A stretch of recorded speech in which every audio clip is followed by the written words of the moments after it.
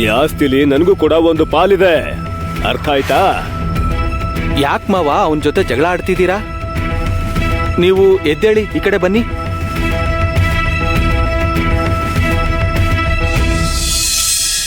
ಏನು ವಸಂತರಾವ್, ಸ್ವಲ್ಪ ಆ ಕಡೆ ಬನ್ನಿ. ಆ ಗುಮಾಸ್ತ ನನ್ನ ಬಗ್ಗೆ ಏನ್ ಅನ್ಕೊಂಡಿದ್ದಾನೆ? ನಾನ್ ದುಡ್ಡು ಕೇಳಿದ್ರೆ ಕೊಡಲ್ಲ ಅಂತಾನೆ. ಅರೆ ಮಾವ, ಸ್ವಲ್ಪ ತಾಳ್ಮೆ, ಶಾಂತರಾಗಿ ಸಮಾಧಾನದಿಂದಿರಿ. ಗುಮಾಸ್ತನ್ ಮೇಲೆ ಕಿರ್ಚಾಡಿದ್ರೆ ಏನಾದ್ರೂ ಉಪಯೋಗ ಇದೆಯಾ? ಅವನು ಕೇವಲ ಆಜ್ಞೆಗಳನ್ನ ಪಾಲಿಸೋನಷ್ಟೇನೆ. ಹಾಗಾದ್ರೆ ನಾನು ಯಜಮಾನನೇ ಅಲ್ವಾ?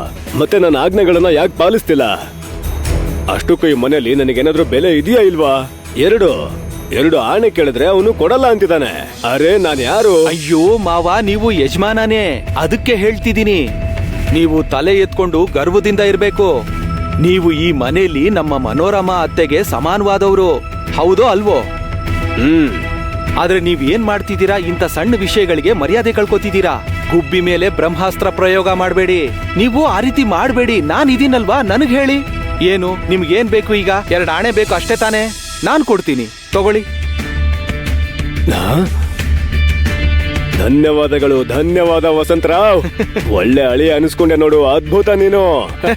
ನೀನ್ ನನಗೆ ಪ್ರೀತಿಯಿಂದ ಈ ದುಡ್ಡು ಕೊಟ್ಟಿದ್ಯಾ. ನಾನಿವತ್ತು ಎಷ್ಟು ಚೆನ್ನಾಗ್ ಆಡ್ತೀನಿ ಅಂದ್ರೆ ನಿನ್ನ 2 ಆಣೆನ ರಾತ್ರಿನೇ ವಾಪಸ್ ಕೊಟ್ಬಿಡ್ತೀನಿ. ಯಾಕಂದ್ರೆ ಅಳಿಯನ್ ಹತ್ರ ಸಾಲ ಮಾಡ್ಬಾರ್ದು. ನೋಡಿ ಮಾವ, ನಾನು ವರ್ಷಗೆ ನಿಮ್ಗೆ ಅಳಿಯನೇ ಆಗಿದ್ರು ನಿಮ್ ಮಗನ್ ತರದವನೇ ಅನ್ಕೊಳ್ಳಿ. ನೋಡಿ, ನೀವು ಗೆಲ್ಲಬೇಕು, ಗೆದ್ದೇ ತೀರ್ಬೇಕು. 2 ಆಣೆಗಳನ್ನ 4 ಆಣೆ ಮಾಡ್ಕೊಡಿ. ಮಾವನವ್ರೆ, ನೀವು ಕೊಡ್ತೀರಾ ಅನ್ನೋ ನಂಬಿಕೆ ನನಗಿದೆ. ನೀವು ಗೆಲ್ಲಬೇಕು, ನೆನ್ಪಿಟ್ಕೊಳ್ಳಿ, ನೀವು ಗೆಲ್ಲಬೇಕು. ಮನೆಯಿಂದ ಕಾಲ ಆಚೆ ಇಡ್ದೇನೆ ನನ್ನ ಹತ್ರ ಇರೋ ಆಣೆಗಳನ್ನ ಹೇಗ್ ಅತ್ರಶ್ ಮಾಡ್ಬೇಕು ಅಂತ ನನಗ್ ಚೆನ್ನಾಗ್ ಗೊತ್ತು. 2 ಆಣೆಗೆ 4. ಅದಕ್ಕಿಂತ ಮುಖ್ಯವಾದ ವಿಷಯ, ನೀವು ಕೂಡ ನನ್ನ ಮುಷ್ಟಿಲಿ.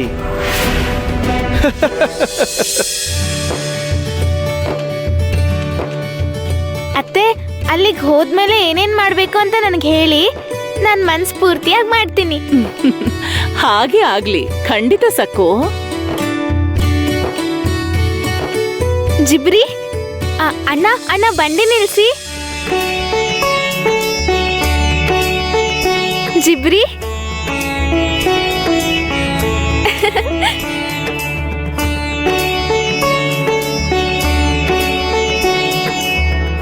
ನಿನ್ನ ನೋಡಿ ನನಗ್ ತುಂಬಾ ಸಂತೋಷ ಆಯ್ತು ಜಿಬ್ರಿ.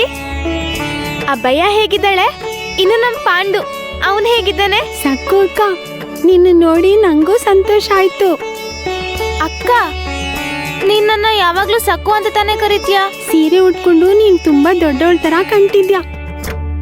ಸಕ್ಕು, ನಮಗ್ ತಡ ಆಗ್ತಿದೆ ಅಲ್ವಾ, ಬೇಗ ಹೊರಡ್ಬೇಕು, ಬಾ. ಅತ್ತೆ, ಬಂದೆ. ಜಿಬ್ರಿ, ನೀನ್ ನನಗ್ ಹೇಳಲೇ ಇಲ್ಲ, ನಮ್ ಪಾಂಡು ಹೇಗಿದ್ದಾನೆ? ಯಾಕೆ ಜಿಬ್ರಿ ತಲೆ ತಗ್ಗಿಸ್ಕೋತಿದ್ಯಾ? ಹೇಳು, ಪಾಂಡು ಹೇಗಿದ್ದಾನೆ? ಅವನ್ ನನ್ ಮದ್ವೆಗೂ ಕೂಡ ಬರ್ಲಿಲ್ಲ. ಅವನ್ ನನ್ನ ಪೂರ್ತಿಯಾಗಿ ಮರ್ತು ಬಿಟ್ಟಿದಾನ ಜಿಬ್ರಿ.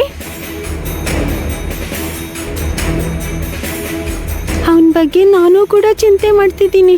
ಪಾಂಡು ಎಲ್ಲಿದ್ದಾನೆ ಅಂತ ಊರಲ್ಲಿ ಯಾರಿಗೂ ಗೊತ್ತಿಲ್ಲ. ಏನು, ಯಾರಿಗೂ ಗೊತ್ತಿಲ್ವಾ? ತುಂಬಾ ಆಶ್ಚರ್ಯ ಆಗ್ತದಲ್ಲ. ಏನೇ ಅಮ್ಮ ನಿನ್ನನ್ನ ಕರೀತಿದ್ರೆ ನಿಂತ್ಕೊಂಡಿಲ್ಲ ಹರಟೆ ಹೊಡಿತಿದ್ಯಾ? ನಿನ್ಗೇನಾದ್ರೂ ಬುದ್ಧಿ ಇದೆಯಾ ಇಲ್ವಾ? ಯಾಕೆ ಹೀಗೆ ಹುಚ್ಚುಚ್ಚಾಗಾಡ್ತಾ ಇದ್ಯಾ? ಬೇಗ ಬಂದು ಗಾಡಿ ಹತ್ತು. ಹೇಳಿದ್ ಕೇಳಿಸ್ತಾ ಇಲ್ವಾ? ನಿನಗೆ ನಮ್ಮ ಪ್ರಯಾಣಕ್ಕಿಂತ ಅವಳ ಜೊತೆ ಮಾತಾಡೋದೇ ಮುಖ್ಯ ಆಗೋಯ್ತಾ? ದಿಗೋ, ಕೋಪ ಮಾಡ್ಕೋಬೇಡಪ್ಪ. ಸಕ್ಕು, ನಾವ್ ಎಲ್ಲಿಗೆ ಹೋಗ್ತಿದೀವಿ? ಕುಲದೇವರ ದರ್ಶನಕ್ಕೆ ಹೋಗ್ತಿದೀವಿ. ಮನಸ್ಸನ್ನ ಪ್ರಶಾಂತವಾಗಿ ಇಟ್ಕೋಬೇಕು. ತುಂಬಾ ತಡ ಆಗ್ತಿದೆ ಅಮ್ಮ. ಬಾ, ಬಂಡಿ ಹತ್ತು. ನಡಿ.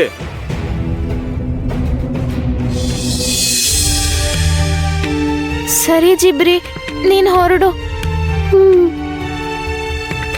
ಪಾಂಡು ಎಲ್ಲಿದ್ದಾನೆ? ಅವನೇನಾದ್ರೂ ಅಪಾಯದಲ್ಲಿ ಸಿಕ್ಕಾಕೊಂಡಿದ್ದಾನ? ನಾನಿಲ್ದೆ ಒಂಟಿಯಾಗಿ ಎಷ್ಟು ಕಷ್ಟ ಪಡ್ತಿದ್ದಾನೋ.